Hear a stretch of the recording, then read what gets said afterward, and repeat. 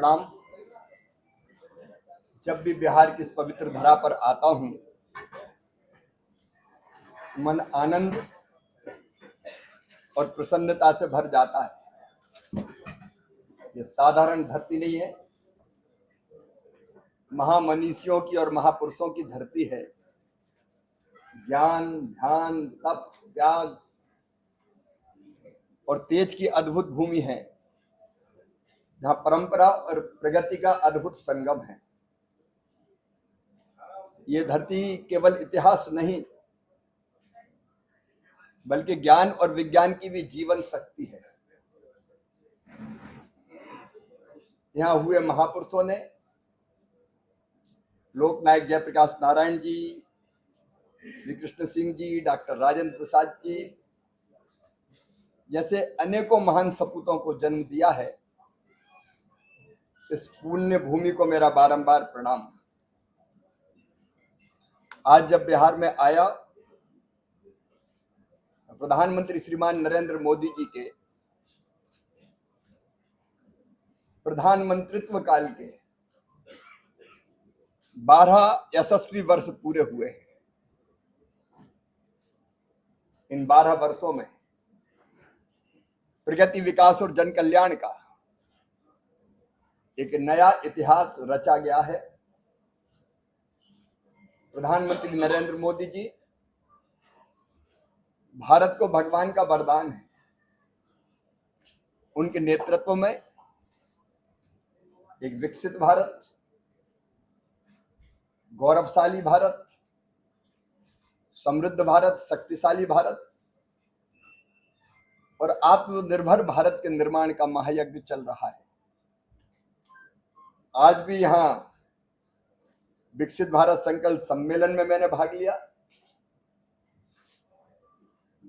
पटना की प्रगति को, विकास के बड़े कार्यों को जाकर भी देखा और विशेष जनसंपर्क भी किया। मित्रों, हमें याद आता है 2014 के पहले का वो काल, जब देश हताशा और निराशा के अंधकार में डूबा हुआ था। आशा की कोई किरण नजर नहीं आती थी। दुनिया में कहीं मान और सम्मान नहीं होता था। ऐसे समय में 2014 के बाद भारत के राजनीतिक क्षितिज पर श्रीमान नरेंद्र मोदी जी का प्रधानमंत्री के रूप में आगमन हुआ। और मैं मानता हूं 3 प्रमुख चीजें प्रधानमंत्री जी के नेतृत्व में हम मानते हैं राष्ट्रहित सर्वोपरि। प्रधानमंत्री जी भी राष्ट्रहित सर्वोपरि, यह उनका संकल्प है। और यह संकल्प का प्रकटीकरण कई कार्यक्रमों के माध्यम से होता है। आतंकवाद कुचल दिया गया है। इन 12 वर्षों में नक्सलवाद ने दम तोड़ दी है। देश की सीमाएं सुरक्षित की गई है। बंगाल की हमें चिंता रहती थी, घुसपैठ और बाकी चीजों की, लेकिन अब वहां भी डबल इंजन की सरकार है।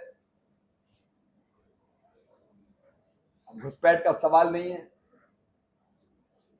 कश्मीर से धारा 370 समाप्त की गई है। Air strike, surgical strike, operation Sindoor इस बात के परिचायक है कि राष्ट्र हितों के साथ कोई समझौता नहीं होगा। ऑपरेशन सिंदूर में आतंकवादी और उनके आकाओं के अड्डे पाकिस्तान में मलबे का ढेर बना दिए गए। और सवेरे सवेरे टेलीविजन पर हमने देखा पाकिस्तान की आर्मी के अफसर आतंकवादियों के जनाजे को अपने कंधों पर उठा के जा रहे थे। एक नया भारत है ये।